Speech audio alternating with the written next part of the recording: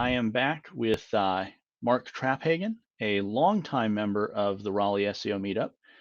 That definitely is like the #1 item on the resume, right up at the top there. Absolutely. And then second to that, Vice President of Product Marketing and Training for seoClarity. Gotta, get the priorities.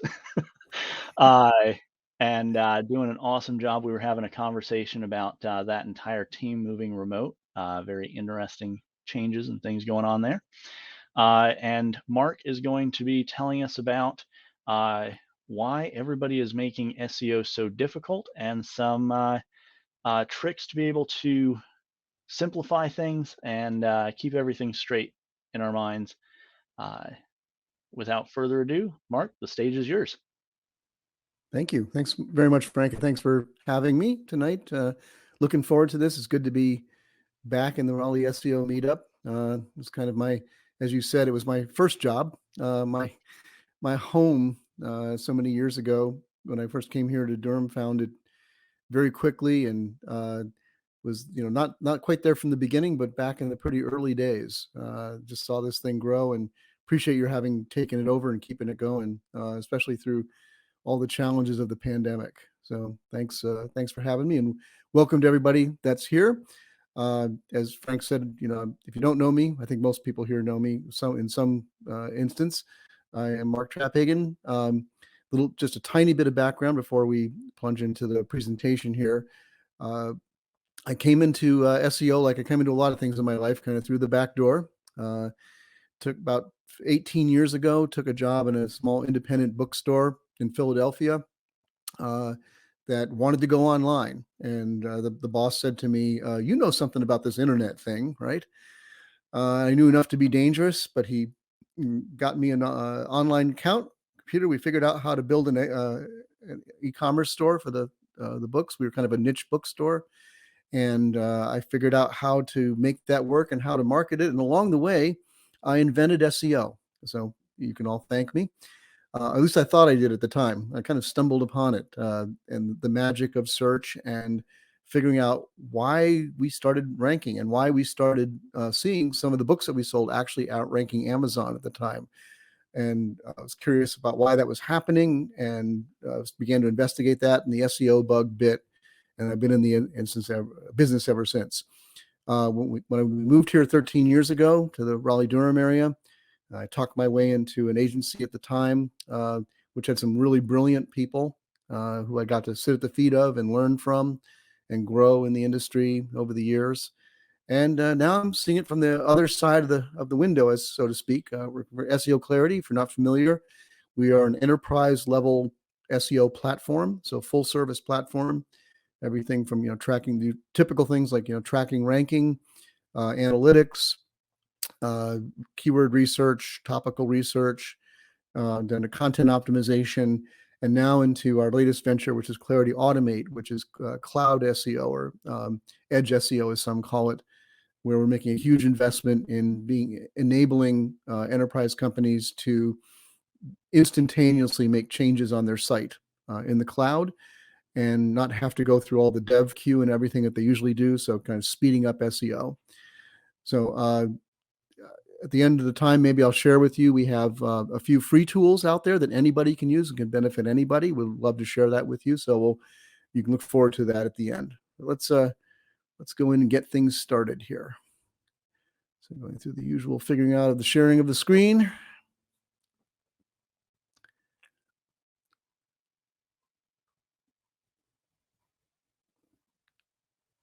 Okay, and hopefully we're in there and start that. So here we go. I'm going to assume everybody's seeing a scene, and Frank will let me screen, and Frank will let me know if we're not. What we're going to do tonight is, as Frank said, is talk about how to stop making SEO so difficult. At seoClarity, we have worked with some of the largest brands in the world, names that if I could say them to you, you would instantly know them, familiar with them.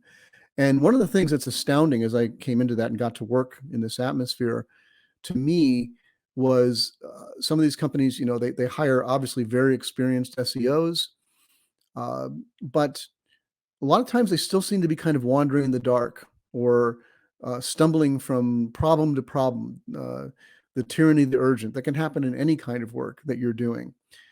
And so one of our, part of our mission in working with these companies is we don't want to be just a data provider. We want to be partners with the companies that we work with. And we invest a lot in helping them to do SEO better, not just through the data and the information that we provide, the insights that our platform provides, but also by bringing to bear our experience working again with thousands of these enterprise level companies across the globe. So out of that has come some ways of thinking about SEO at the top level that I think are extremely useful to kind of get us refocused. You can get again lost in the trees or lost in the tactics that everybody talks about, the different things that people do to get caught up in because they hear do this or do that, do this one thing, optimize this, optimize that. And you feel like you're chasing from one thing to the next and never really losing sight of the big picture, perhaps. So my hope tonight is to give you some things to bring you back to ways of focusing on the central tasks, ways of organizing your thinking and building your strategy to be more effective at SEO overall.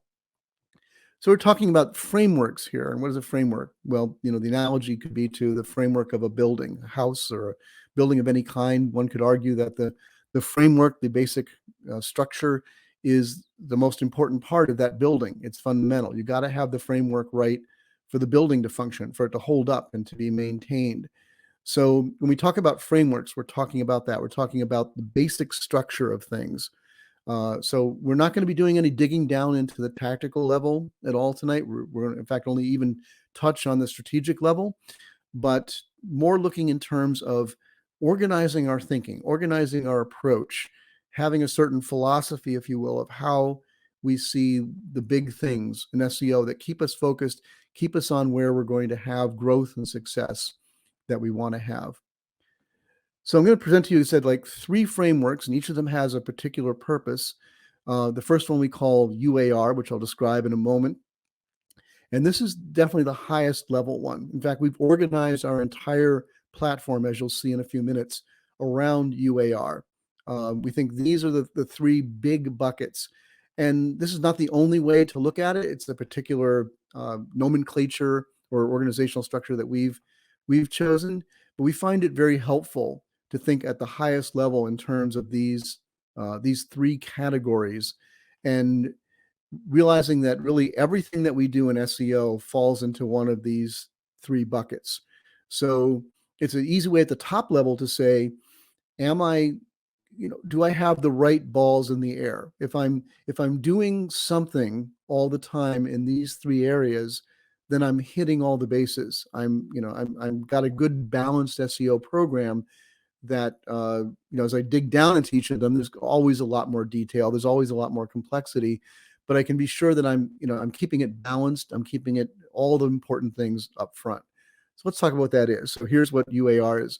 You can think of it as a pyramid, as you see here, starting at the bottom with usability, and usability simply being all the things that contribute to making the site usable, as the word implies. And that means for users, first and foremost, and I think that's been a healthy emphasis in SEO in the last number of years, has been talking about user experience. We all know, probably are aware that Google has certainly been emphasizing that, the user experience, and trying to find ways to reward sites that give a better user experience. So things like from everything from time, how quickly do things load on the page, how easy are things to find on the site, how easy is the site to navigate, get to the information that you need to get to. But then also on the machine side, usability is what we have to do to make sure that search engines like Google can access, can understand, can index, and we hope eventually rank our site for the right things. So that's fundamental. That's at the bottom of the pyramid. Then moving up to relevance. Relevance is, like it sounds again, is the part of SEO that we've maybe paid more attention to in recent years than we did in the past. As we realize that search engines like Google are getting better and better through machine learning, through AI, at learning human language, how language works, how people think, and even down to the level of things like intent. So relevance has to do with that, like how relevant is our site to our target market, to what they're looking for, to what they need to know, to what they need to look for. That's all in the area of relevance. And then finally, authority. Now, you notice authority is the smallest part of the pyramid at the top, which is interesting because those of us that have been in SEO for a while know that, it's at a certain point a number of years ago, for most people, that would have been at the bottom. That would have been the big thing. And part of that's because if you know the history of Google, how Google revolutionized things was by finding a way to do authority at scale through links, to be able to measure the quality and the number of links coming into a page and a site, and use that as a measurement, as an objective measurement, as objective as possible, to say what's the authority of this site. It's still very important, still very much a thing, but it's interesting to see, especially at the enterprise level that we work at, they don't talk a lot about links. Now, that's a luxury that they have because their sites are big, their sites are well known, they have brands that have been established. So the authority is kind of there almost by default. So links aren't as important to them. But even still, even for smaller sites where it might be important to build that authority, if you don't have these other things in place, the usability, the relevance, then all the authority in the world isn't going to do any good, because you're not going to get ranked. You're not going to connect with the right people that you want to bring in for your business. So that's the overall picture of that. We're going to dive in a little bit more detail on it now, but just you can see how that, like everything that you need to do in SEO falls into at least one of those three buckets. Let's talk about operationalizing that now. Like, what does that actually look like? So we said usability is the actions that help improve the usability of the site for both humans and machines. So it's what we generally call technical SEO, right? So we're improving the crawlability. Can search engine bots and other bots that are necessary, can they easily crawl our site? Can they get from page to page in the way that we want them to, so they find our things? Is it indexable? Is it going to be understandable to them? The overall taxonomy, does it make sense? Would a person or a search engine coming in be able to describe what this site is about, what's important in it, what's of secondary and tertiary importance, and going on down? And then, as most of us are probably aware, speed has become more and more of a factor, especially with the majority of the world being still or being on the mobile net, and more of that every year. Speed is something that's very important. How well the site loads, all of those things. So those technical aspects. And then what are the activities that relates to that? Your optimization of your architecture of your site. Overall, improving indexation is something you've always got to be monitoring. How well is your site being crawled? Is it being crawled in the way you want it to be? Are the search bots getting to the pages that matter for you and for your audience? And finding and eliminating the problems that might be getting in the way of that. And we mentioned speed improvements, becoming more and more important.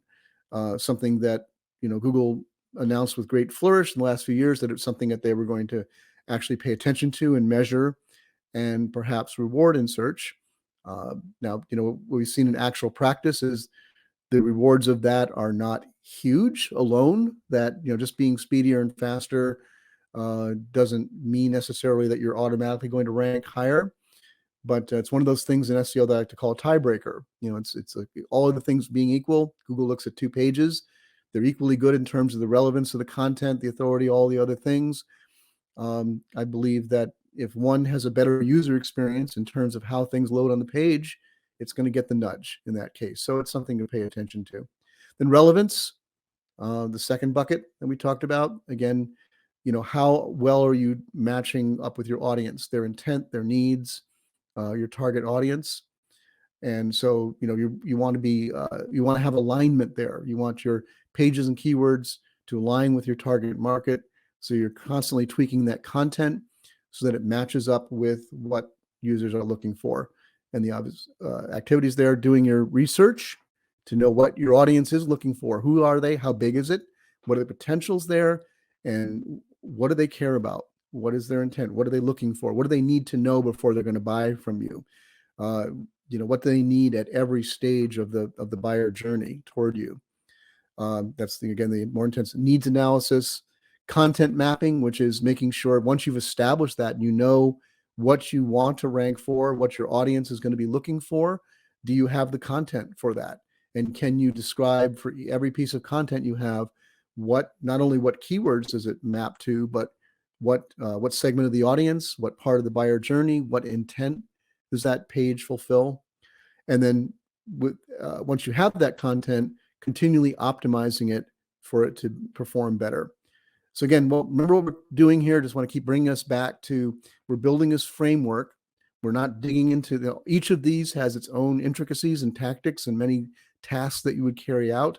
But our concern tonight, what we're trying to get is that mindset, that framework, that these are the key things that we want to be making sure that we're touching on all the time. If you're thinking usability, relevance, and authority, and you're doing something in all of those areas and, circling around to them all the time, then you've got a good, healthy SEO program. So again, authority is, all the actions that highlight and promote our content as authoritative, unique, useful, valuable for the end users, something that the search engine wants to show them and it feels is worthy to be shown. And the things that are obvious, having good links coming in to your site. Internal linking is something that's getting more attention, which I'm glad about in recent years, the value of that, because it's something that, again, the search engines use to understand your site and what matters and how things connect together. And I mentioned social shares here. I absolutely do not believe that they're a ranking factor in search engines. But they have a lot to do. They can have a lot to do with your overall program of building your brand, of making awareness, of building that awareness and that need out there that search engines can drive you to. There are hints out there, things that over the years that spokespeople for Google have said that there may be some ways in which they do use social or have in the past, in terms of maybe discovering links, discovering new pages on the web. Even maybe discovering new brands, and maybe even to some extent getting a feel for what brands people are talking about and what matters. Now, those are all things that I heard in conversations with people at Google, but I will say that it was years ago. So I don't know if that's the case or is big, but something just mentioned in the overall structure here. And this is the only time I'll take you into and mention something in our platform, but just to show you that we really walk the walk on this. This is our Actionable Insights feature in our platform. It's one of the main places that people go now, and a lot of SEOs that work with us start their day here. And you can see at the top there, it's organized around those three areas. So usability, improve relevance, improve authority. And Actionable Insights simply is an automated way of going in. Most of our clients connect us to their analytics, connect us to their Google Search Console, things like that. So, and do their crawls through us, so we can crawl their sites. We know what's going on there, and we can pick out for them where we see issues or opportunities in these three areas, and then prioritize them down so they can be assigned as tasks to get done. So our best operating clients, our most successful clients, we've trained them in this framework, and they actually start there and work from it in our platform. So just to show you that we actually apply this. It's not just something that we talk about. So that's the first framework, the UAR. Not a lot more to say about that. Just a way of organizing your thinking is say, am I covering all the big bases, the big buckets that I need to be doing? Let's move a step down now and a little bit more into the details. But this is one of our frameworks we call BOBS, which is obviously an acronym that you'll learn in a moment. And we found BOBS to be a very good methodology or framework for starting out. So those of you that might be still getting started in SEO or getting started with a new site, one of the daunting tasks is saying, like, what are the terms that we want to rank for? And not only the terms that we want to rank for, but what are the ones that we should be thinking about in different ways to get towards beginning to have a strategy of what we want to rank for. So BOBS is our way of saying the first step toward that. It's creating a keyword portfolio. It's one of the first things that we do with a new client coming in, even if they come in, and a lot of them do, with some set of keywords that they import into our platform that they're getting going. We still walk them through this because a lot of them have never gone through the exercise. Again, even at some of the biggest companies in the world have never gone through the exercise of strategically thinking about what keywords should we be looking at and for what different reasons. So let me show you the Bob's framework here. This is what it stands for. So we have benchmark keywords, optimization keywords, building keywords, and then what we call special projects. So you can see the big definitions here. That the benchmark keywords. I'll just say this very quickly because we're going to go into more detail on it in a moment. But these are the non-brand keywords that drive traffic.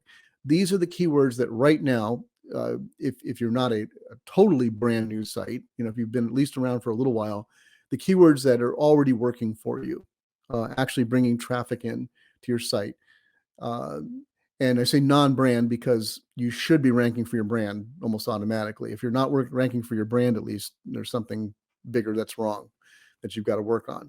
And then optimize the keywords that are within striking distance that aren't yet driving a lot or maybe any traffic at all, but they're in the game. They're on the lower part of the first page or on the second page. They're in striking distance to really being money for you. Those are important to know, because those are the ones you want to optimize on, as the name says, optimizing those to hopefully move them up into the money positions. Your build keywords are the ones that you're relevant for, but you're not ranking. This is your content gaps. This is your competitive gaps, where you've got competitors who are ranking for these keywords and getting traffic and money off of them, but you're not. So we call that build, because those are the ones that you've got to start from scratch and start creating the content and the other assets that you need to get in the game on that. And then finally, special projects.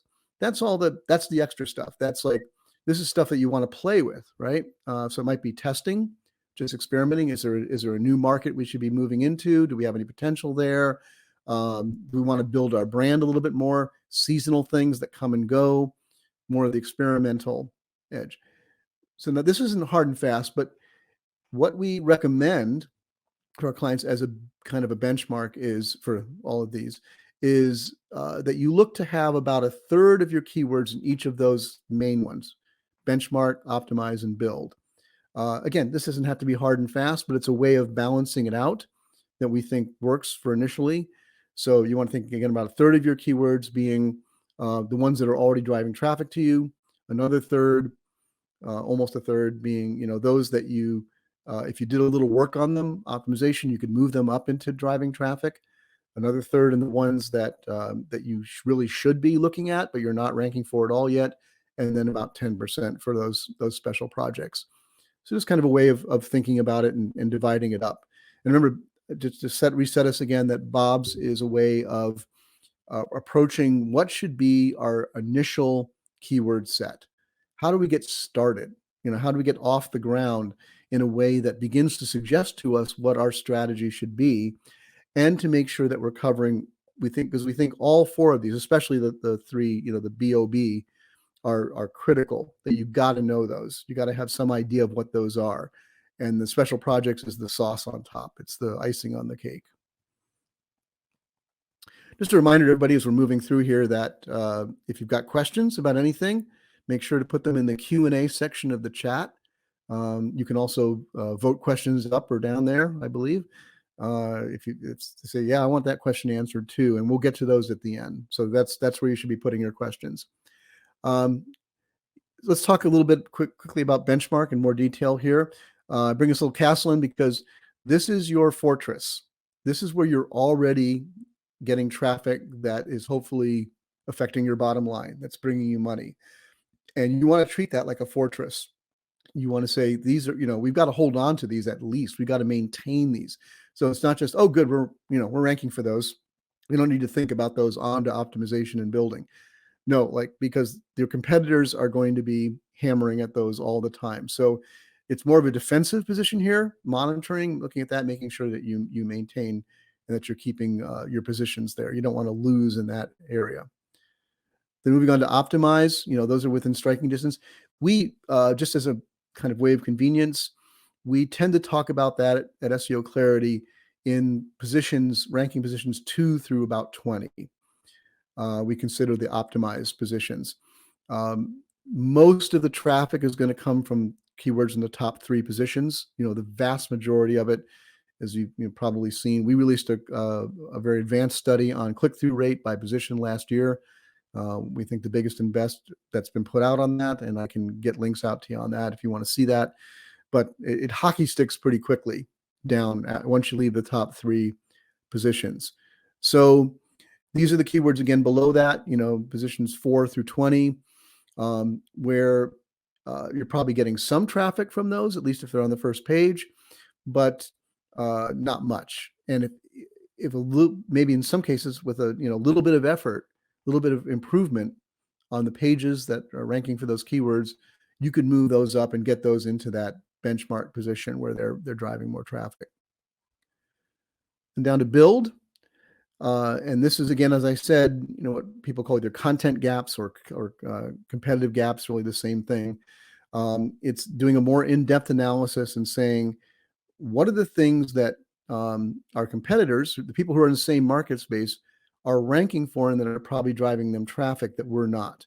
Because those are your opportunities. Those are areas where you're thinking about, well, if they're in the same business as we are, and they're getting traffic from that, maybe that's something that we should be getting traffic from, and that would be profitable for us. So we should be aware of that and looking at that, and have a set of keywords that we're tracking regularly and saying, what's our strategy to get in the game on that?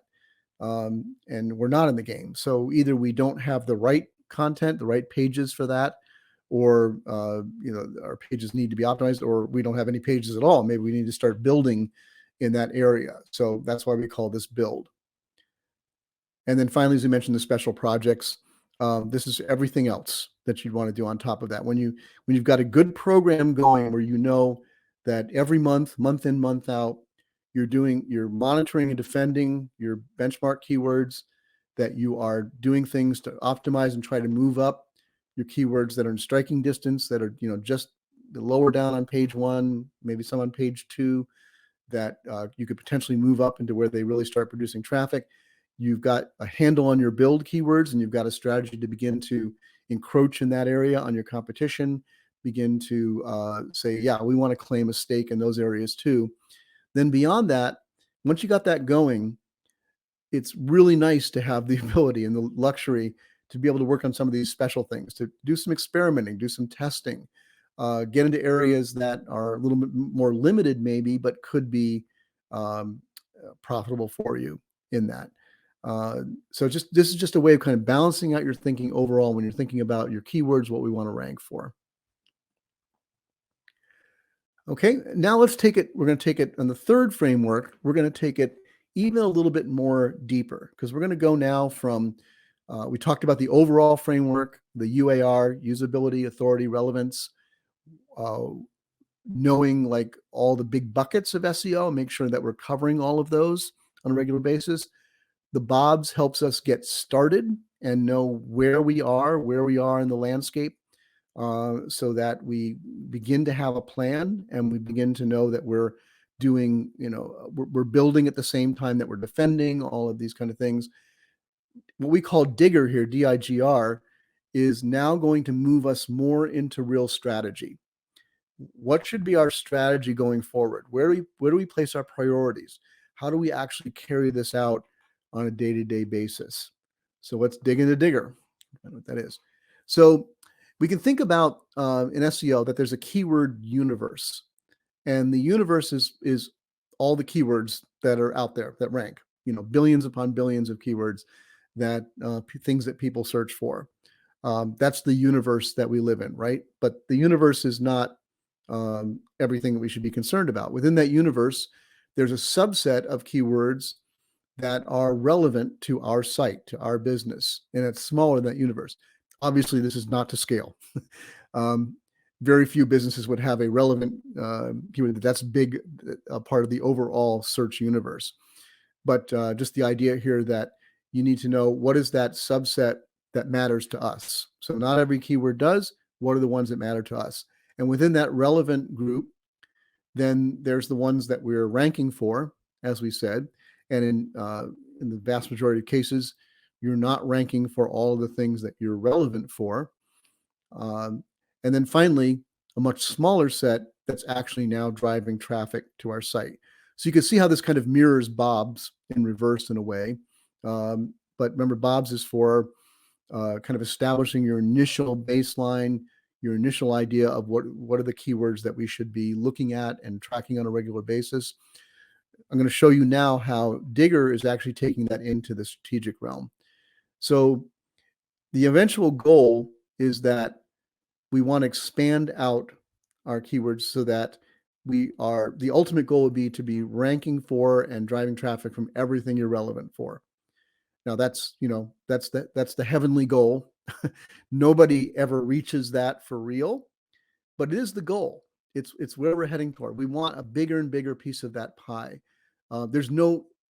Everything that's legitimately in the relevant universe of your keywords is something that you deserve to rank for, something you should be ranking for. So why not go for it? That's the eventual goal. So how do we do that? Here's where DIGR comes in. The first part, D, is defend.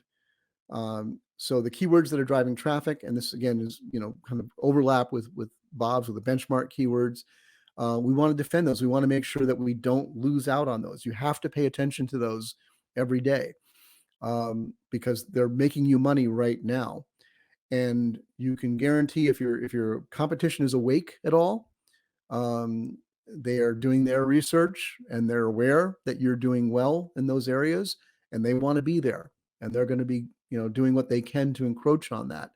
So when you start seeing something slide out of that, the driving traffic keywords, generally, like we said, like you can think of that very simply as positions 1 through 3, things that are ranking 1 through 3. You want to be checking out why. What's going on? Has the competition changed? Something new? Has Google changed something? Have they changed an algorithm? These are the questions that you start asking. And what can we do to make sure we stay there and keep that back? Then the ranking keywords. Now notice we're getting into action words here. We're getting from just like Bob's is like categorizing your keywords. Now we're moving to what are the actions that we do. So for those that are ranking but not yet driving traffic, we want to improve those. We want to improve our visibility there, our share of clicks for the ranking keywords by simply, optimizing those to move on up. It's what most people think of, if they had a simplistic view of like, what is the job of SEO? It's to get things to rank higher, right? But this is focusing on the things that have a chance at that. We're in the game. We're ranking. Google is indexing us for us and displaying us for that. We come up somewhere in the search engine. Hopefully we come up at least fairly high, but our actions, we want to improve those. And then as far as everything that's relevant, we want to grow that. We want visibility to new keywords, things that we're not ranking for yet, but we should be. And that's obviously the action there is to grow into those. And then finally, there's also always going to be a set of keywords that we need to recoup. Because despite your best efforts, but whatever you're doing, things shift. As we said, competitive situations shift, as well as Google's way of ranking things shifts. And so all the time you're going to have keywords that we're ranking that fall out of ranking positions. And you need to, be every once in a while looking at those and saying like, we really didn't want to lose that. What can we do to get that back? So again, defend, improve, grow, and recruit. You can think of these as the 4 active things that you are doing in terms of trying to grow your visibility in search, your overall presence, and your share of the market of people who are looking for things in search. So let's dig just a little bit more deeply, and I can show you here how we present this. We do this analysis for our clients. We teach this to them, but we also do it. Our client success managers actively do this for their clients and define each of these. If the client's not doing it for themselves, they'll come in and say, here's your defend keywords, here's your improve keywords, here's your grow keywords, your recoup keywords. Let's talk about a strategy for each of those. And this is at the simplest level how we present that. We call it the current state of affairs that we start with.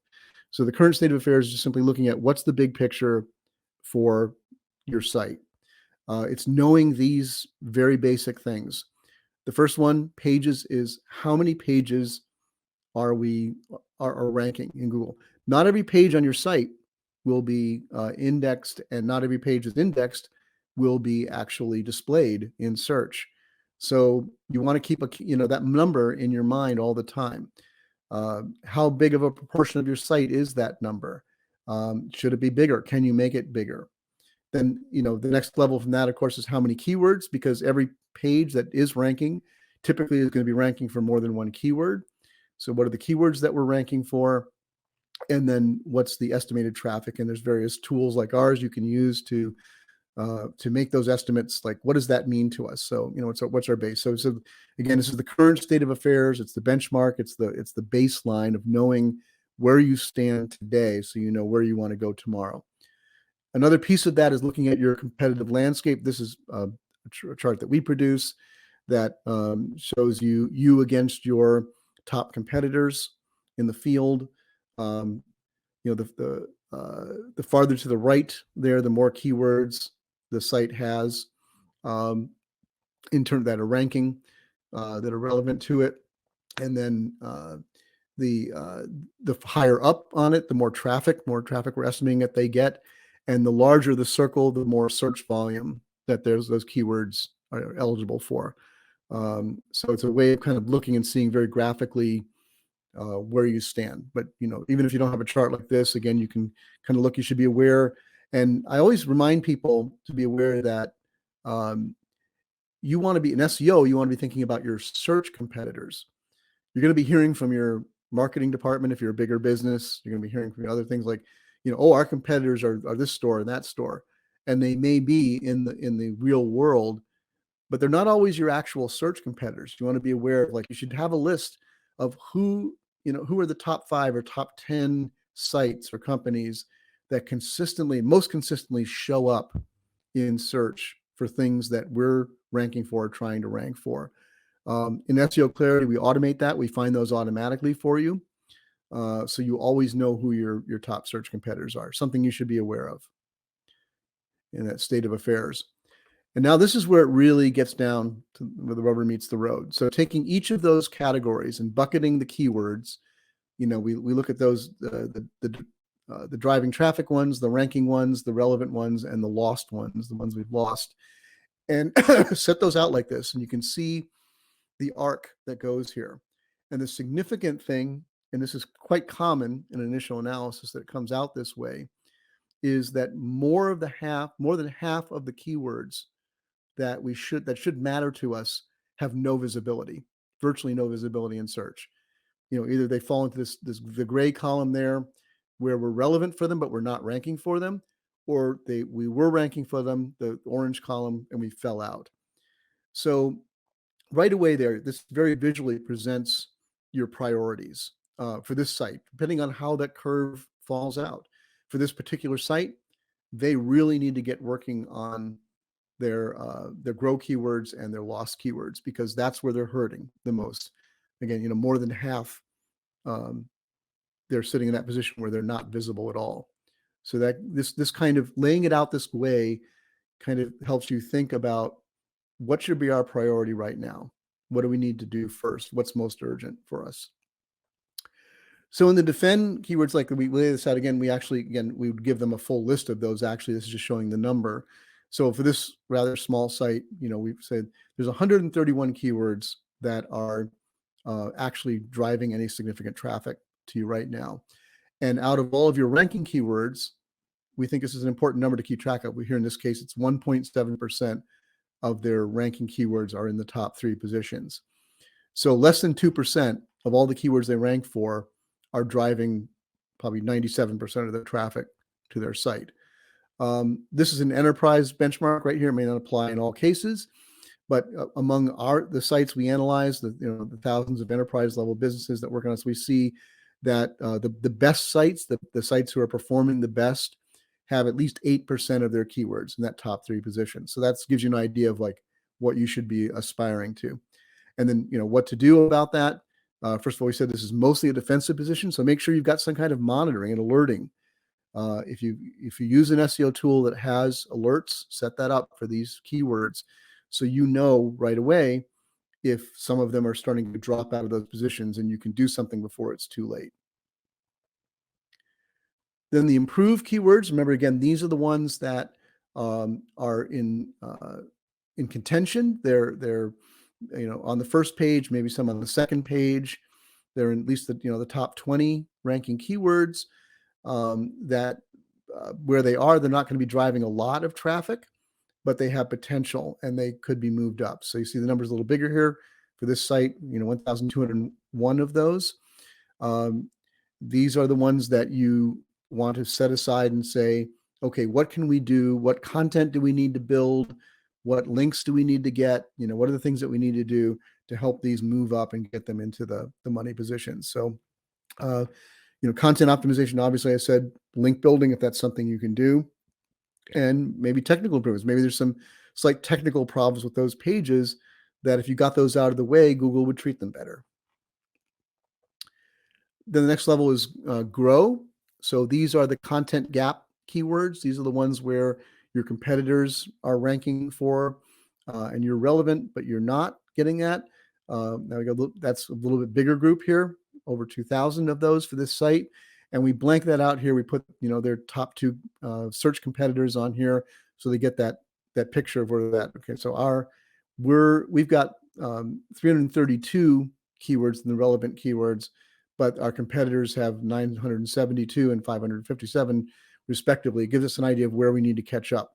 And we need to be aware of those gaps and seeing, like, what are those keywords? Have we identified them? Do we know the things that we could be relevant for that our competitors are doing well with? And so what's our strategy to fill in those gaps? And we tend to, at seoClarity, we don't call it a competitive gap. We call it content gap, because your first mission when you see that is you probably don't have content for those keywords, or at least good content for those keywords. So you want to create that or improve that as much as you can. That's your first task there. And then finally, the recoup keywords. These are keywords that fall in. We just as picking up a place to say it, like, we consider ranking being on the first 10 pages of desktop. So the first 100 positions. If you get, to have any hope that keyword matters at all. If you fall below 100, position 100, you're so far up, nobody's ever going to see it. So we consider anything that falls below 100 to be have lost. Like it's like we never had it. So we track that regularly. And here in this case, we see, okay, right now in the last month, there are 87 keywords for this site that dropped out of ranking. And we run traffic estimate on that, saying that's 10,000 visits that we're losing to our site that we had before. So we want to figure out what happened there. Is it a technical issue? Is it a content issue? Is it a ranking algorithm change? It's important for us to figure that out and come up with a theory for that, so we can see how we can regain or bring back those keywords into at least being ranking, let alone moving up into where they become money keywords. So just a final review here of these 3 frameworks, so you can kind of keep them in mind. And I'll make sure that Frank has this deck so that he can make it available for any of you that might want it and be able to review it.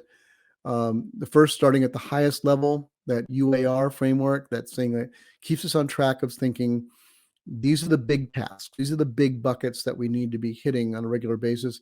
Most important, usability, the technical aspects of your site. Your site is working. It's working well for both users and search engines. Then after that, relevance. Do we have the pages we need on our site to be relevant for not only the keywords, but the user needs, the user intents, for all the aspects, all the parts of the journey? Do we have something there that people are going to find us again and again? We're going to be in their site and in their mind when they're heading toward making a buying decision. And finally, that authority that we need, because it's the bottom line arbitrator for Google of what should rank, what should be in front of something else. So keeping those big 3 in mind. And then we moved into Bob's, which is a way of getting started and seeing, like, where are we at now, and what keywords should be matter to us. What are the ones, if we're using an SEO platform or an SEO tool, what are the keywords we want to have in that tool that we're tracking? But not just tracking just any keywords, but then then categorizing them, tagging them, so we know where they fall. The benchmark keywords that are the keywords that are driving traffic to the site, basically the ones in the top 3 or so positions. That we know what those are, so we can defend them, make sure we keep them there. The optimized keywords being the ones that are in striking distance, the ones that with some work on them, technically or content wise, and maybe built some link building, we can move those up into the money positions where they're going to drive traffic for us. The build keywords, that's the competitive side. What are the things that knowing the keywords that our competitors are ranking for that we're not, so we have a focus on that. And then always, the special projects on the side, the things that add icing to the cake, help us to grow in areas that are important for us, but are not maybe as critical as these other 3 areas. And then lastly, we move that into the strategy area and saying with DIGR, DIGR, saying this is where we now turn to action. So with those keywords that are driving traffic, what's our strategy? What is our strategy to defend those, to keep those where they keep on making money for us? And how aware are we of our competitors and what they might be doing to encroach on those? The ranking keywords, we want to improve those. We want to see how can we move those up from just ranking to being where they begin to actually drive significant traffic. The grow area being, what are the keywords that we don't rank for yet, but we want to, or we should, they're relevant to us. And then recoup keywords that we've lost out of ranking. How do we get those back? So this gives you I hope you can see now, moving from that high level UAR, the big buckets, down to establishing a baseline, a benchmark through Bob's of the keywords, knowing the keywords that you should be paying attention to. And then DIGR here is moving you into actually formulating an action strategy. So what are the things I need to be doing day in, day out to grow my business, to grow my visibility in search. And that is it. That's what I wanted to share with you today. Thank you very much. You can find me online. I'm very active on Twitter all the time. Just look for my name, Mark Traphagen, on Twitter. We are seoclarity.net. And as I said, I'll be getting to Frank. There's some of the resources here. Certainly the deck. Also share with him so that he can pass along to you some of the free tools that we have that you're welcome to use to your heart's content and that might help you out. We're glad to contribute those to the general community. Thank you very much, Mark. That was a great presentation.